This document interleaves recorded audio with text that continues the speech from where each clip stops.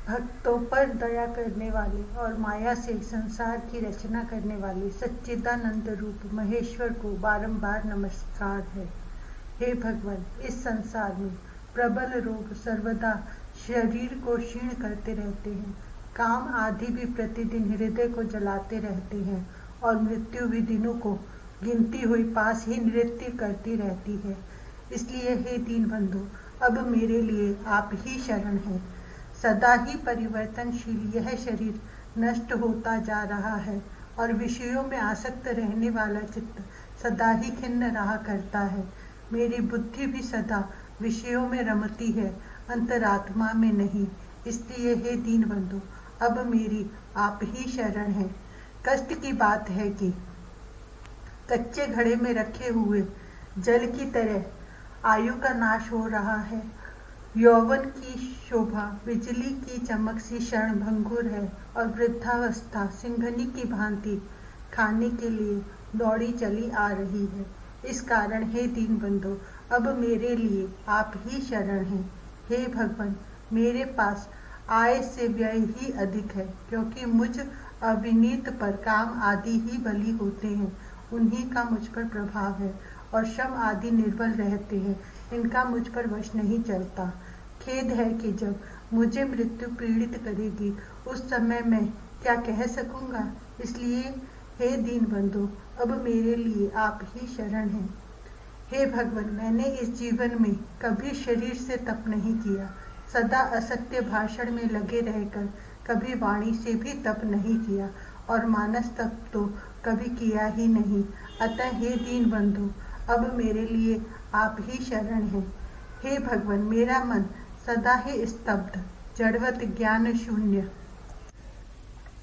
रहा है। इस कारण सौम्य विशुद्ध एवं विनम्र नहीं हो रहा है और मेरी आंखें आप के विश्व रूप का दर्शन नहीं कर पाती। इस प्रकार मेरी जीवा भी मीठी वाणी नहीं बोलती। अतः हे दीन बंधु, अब मेरे लिए आप ही शरण हैं। रजोगुण और तमोगुण से वित्त हुए मेरे हृदय में सत्व गुण नहीं आने पाता। अहो, ऐसी स्थिति में शुभ कर्मों का करना तो दूर रहा, उनकी बात भी कैसे की जा सकती है। और साक्षात अथवा परंपरा से वह शुभ कर्म ही सुख का साधन है, सो मुझ में नहीं है। इसलिए हे दीन बंधु, अब मेरे लिए आप ही शरण हैं। हे भगवान, मैंने कभी भी आपकी पूजा नहीं की, मेरी जिह्वा आपके मंत्र को भी नहीं जपती और न मेरा चित्त आपके चरणों को पाकर उनका चिंतन ही करता है। इसलिए हे दीन बंधु, अब मेरे लिए आप ही शरण हैं। हे भगवान, मैंने हवन, दान, दया आदि से युक्त यज्ञ नहीं किया और न ज्ञान के साधन समूह विवेक आदि को ही प्राप्त किया। साधन समूह के बिना ज्ञान कैसे हो सकता है और बिना ज्ञान के मोक्ष कैसे हो सकता है। इसलिए हे दीन बंधु, अब मेरे लिए आप ही शरण हैं। हे भगवान, यह प्रसिद्ध है कि आपकी भक्ति का कारण सत्संग है, पर खेद है कि अपने को पंडित मानने वाले मुझ में वह सत्संग भी नहीं है। सत्संग के बिना भगवत भक्ति नहीं होती, फिर ज्ञान की तो बात ही कहाँ हो सकती है। इसलिए हे दीन बंधु, अब मेरे लिए आप ही शरण हैं। हे भगवान, मेरी दृष्टि प्राणियों में समान नहीं रहती है, अपितु यह प्राणियों के विषम भावना को ही अपनाती है। यदि मेरी दृष्टि में समता नहीं हुई तो मुझ में शांति कैसे प्राप्त हो सकती है। इसलिए हे दीन बंधु, अब मेरे लिए आप ही शरण हैं। हे नाथ, अपने बराबर वालों में मेरी मित्रता नहीं है और मैंने न तो कभी दीनों पर दया दिखाई और न कभी पुण्य के विषय में प्रसन्नता ही प्रकट की। जब मैंने पाप में उपेक्षा नहीं दिखाई तो मुझे प्रसन्नता कैसे मिली। इसलिए हे दीन बंधु, अब मेरे लिए आप ही शरण हैं। हे भगवान, मेरी नेत्र आदि इंद्रियां बाह्य विषयों में ही आसक्त हैं, इनकी वृत्ति अंतर्मुख नहीं होती। भला विषयों को त्यागे बिना ही इंद्रियों में अंतर्मुखता कहाँ से होगी और इंद्रियों के अंतर्मुख हुए बिना सुख की वार्ता कहाँ। इसलिए हे दीन बंधु, अब मेरे लिए आप ही शरण हैं।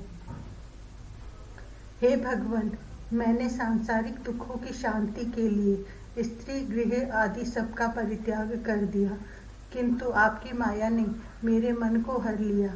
इससे दुखों की शांति नहीं हुई।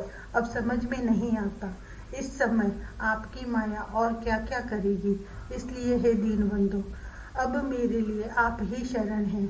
हे प्रभु, प्राप्त हुए धन, गृह, परिवार, हाथी एवं घोड़े, स्त्री आदि, इस पृथ्वी अथवा इंद्रपुरी का राज्य, ये सब वस्तुएं नश्वर हैं, किसी भी अच्छे फल को देने वाला नहीं है। इस कारण हे दीनबंधु, अब मेरे लिए आप ही शरण हैं। हे भगवान, मैंने प्राणायाम के द्वारा योग नहीं किया। बिना योग के मेरा मन स्थिर कैसे हो सकता है, और स्थिरता के बिना चित्त में शांति कथन मात्र के लिए भी नहीं हो सकती। इस कारण हे दीनबंधु, अब मेरे लिए आप ही शरण हैं। हे भगवान, मैंने गुरुजनों की ऐसी सेवा भी कभी नहीं की जिससे उनकी कृपा प्राप्त होकर उसके द्वारा मुझ में यथावत ज्ञान होता।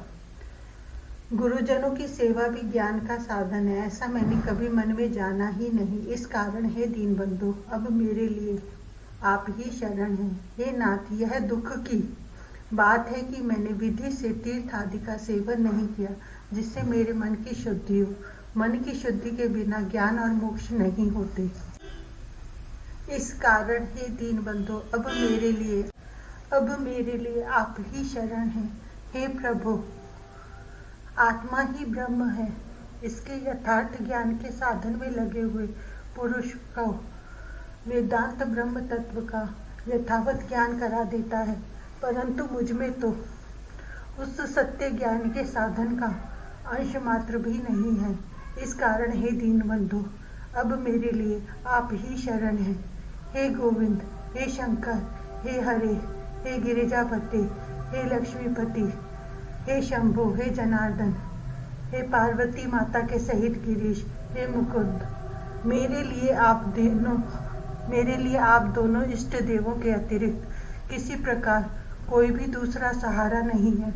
इसलिए हे प्रभु, कृपा करके मुझे सद्गति प्रदान कीजिए। जो मनुष्य विनीत भाव से इस भगवत शरण नामक स्तोत्र का प्रतिदिन पाठ करेंगे, वे संसार की आसक्ति त्याग कर परम शांति और परमात्मा की साक्षात भक्ति प्राप्त करेंगे। लक्ष्मी जी के कुछ कुंभों का आश्रय करने वाले कुंडलधारी और अति मनोहर वनमालाधारी हे देव, हे हरे, आपकी जय हो, जय हो। सूर्यमंडल को सुशोभित करने वाले भव भय के नाशक और मुनियों के मन रूप सरोवर के हंस, हे देव, हे हरे, आपकी जय हो, जय हो। कालिया नाग का दमन करने वाले, भक्तों को आनंदित करने वाले एवं यदुकुल कमल दिवाकर, हे देव, हे हरे, आपकी जय हो, जय हो। मधु, मुर और नरकासुर के संहार करता गरुड़ वाहन, देवताओं की क्रीड़ा के आश्रय, हे देव, हे हरे, आपकी जय हो, जय हो।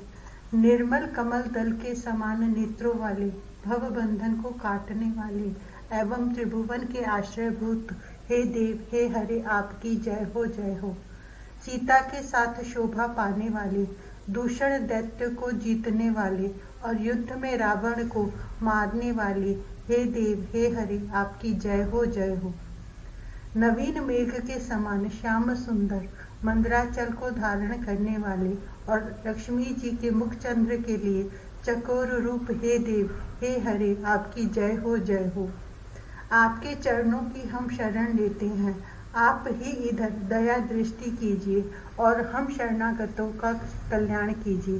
हे देव, हे हरे, आपकी जय हो, जय हो।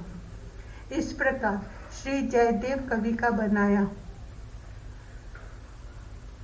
बनाया हुआ यह मंगलमय मधुर गीत भक्तों को आनंद देने वाला है। हे देव, हे हरे, आपकी जय हो, जय हो। हे मीनावतारधारी केशव, हे जगदीश्वर, हे हरे, प्रलय काल में बड़े हुए समुद्र जल में बिना क्लेश नौका चलाने की लीला करते हुए आपने वेदों की रक्षा की थी, आपकी जय हो। हे केशव, पृथ्वी के धारण करने के चिन्ह से कठोर और अत्यंत विशाल तुम्हारी पीठ पर पृथ्वी स्थित है, ऐसे कच्छप रूपधारी जगतपति आप हरि की जय हो। चंद्रमा में निमग्न हुई कलंक रेखा के समान यह पृथ्वी आपके दांत की नोका पर अटकी हुई सुशोभित हो रही है, ऐसे सुकर रूपधारी जगतपति हरि केशव की जय हो। हिरण्यकशिपु रूपी तुच्छ भृंग को चीर डालने वाले विचित्र नुकीले नख आपके कर कमल में हैं, ऐसे नृसिंह रूपधारी जगतपति हरि केशव की जय हो। हे आश्चर्यमय वामन रूपधारी केशव, आपने पैर बढ़ाकर राजा बलि को छला तथा अपने चरण नखों के जल से लोगों को पवित्र किया, ऐसे आप जगतपति हरि की जय हो। हे केशव, आप जगत के ताप और पापों का नाश करते हुए उसे क्षत्रिय के रुधिर रूप जल से स्नान कराते हैं, ऐसे आप परशुराम रूप धारी जगतपति हरि की जय हो।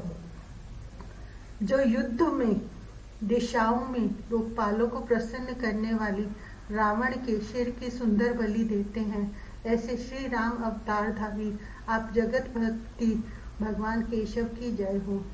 जो आपने गौर शरीर में हल्के भय से आकर मिली हुई यमुना और मेघ के सदृश नीलांबर धारण किए रहते हैं, ऐसे आप बलराम रूपधारी जगतपति भगवान केशव की जय हो।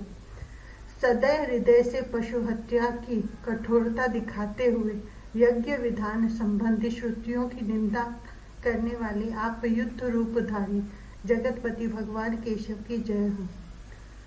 जो मलेच्छ समूह का नाश करने के लिए धूमकेतु के समान अत्यंत भयंकर तलवार चलाते हैं, ऐसे कल की रूपधारी आप जगतपति भगवान केशव की जय हो। हे भक्तों, इस जयदेव कवि की कही हुई मनोहर आनंददायक कल्याणमय तत्व रूप स्तुति को सुनो। हे दशावतारी धारी जगतपति हरि आपकी जय हो। ध्रुव जी ने कहा, प्रभु आप सर्वशक्ति संपन्न हैं, आप ही मेरे अंतःकरण में प्रवेश कर अपने तेज से मेरी इस सोई हुई वाणी को सजीव करते हैं तथा हाथ, पैर, कान और त्वचा आदि अन्यान्य इंद्रियों एवं प्राणों को भी चेतनता देते हैं। मैं आप अंतर्यामी भगवान को प्रणाम करता हूँ। भगवान आप एक ही हैं, परंतु अपनी अनंत गुणमयी माया शक्ति से इस महद आदि संपूर्ण प्रपंच को रचकर अंतर्यामी रूप से उसमें प्रवेश कर जाते हैं और फिर इसके इंद्रिय आदि असत गुणों में उनके अधिष्ठात्री देवताओं के रूप में स्थित होकर अनेक रूप भासते हैं। ठीक वैसे ही जैसे तरह तरह की लकड़ियों में प्रकट हुई आग अपनी उपाधियों के अनुसार भिन्न भिन्न रूप में भासती है। नाथ, सृष्टि के आरंभ में ब्रह्मा जी ने भी आपकी शरण लेकर आपके दिए हुए ज्ञान के प्रभाव से ही इस जगत को सोकर उठे हुए पुरुष के समान देखा था। दीनबंधु उन्हीं आपके चरण तल का मुक्त पुरुष भी आश्रय लेते हैं। कोई भी कृतज्ञ पुरुष उन्हें कैसे भूल सकता है। प्रभु, इन शव तुल्य शरीरों के द्वारा भोगा जाने वाला इंद्रियों और विषयों के संसर्ग से उत्पन्न सुख तो मनुष्य को नरक में भी मिल सकता है। जो लोग इस विषय सुख के लिए लालायित रहते हैं और जो जन्म मरण के बंधन से छुड़ा देने वाले कल्पतरु स्वरूप आपकी उपासना भगवत प्राप्ति के सिवा किसी अन्य उद्देश्य से करते हैं, उनकी बुद्धि अवश्य ही आपकी माया के द्वारा ठगी गई है।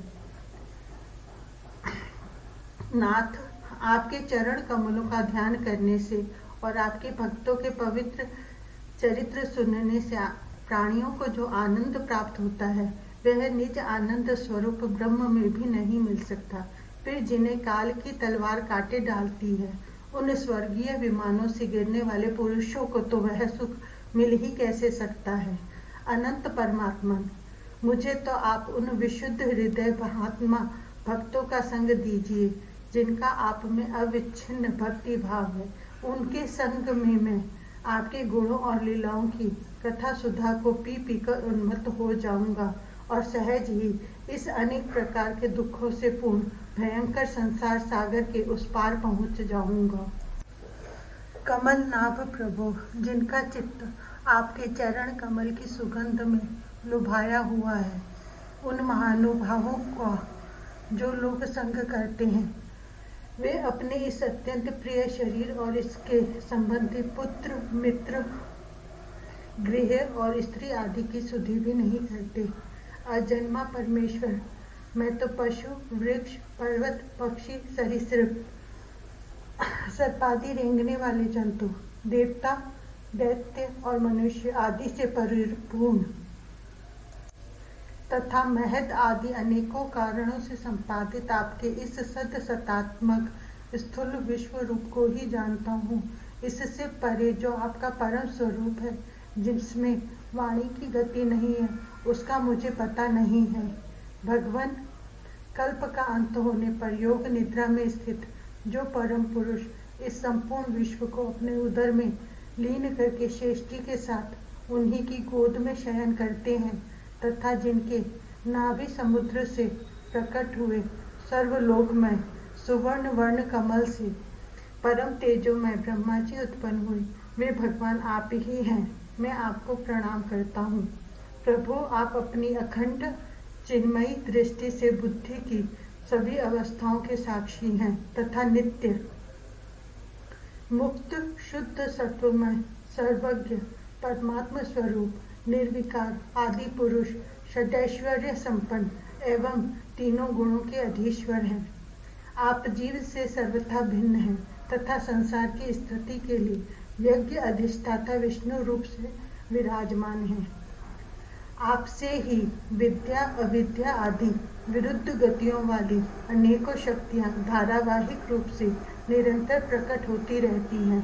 आप जगत के कारण अखंड अनादि अनंत आनंदमय निर्विकार ब्रह्म स्वरूप हैं। मैं आपकी शरण हूँ। भगवान, आप परमानंद मूर्ति हैं। जो लोग ऐसा समझकर निष्काम भाव से आपका निरंतर भजन करते हैं, उनके लिए राज्य आदि भोगों की अपेक्षा आपके चरण कमलों की प्राप्ति ही भजन का सच्चा फल है।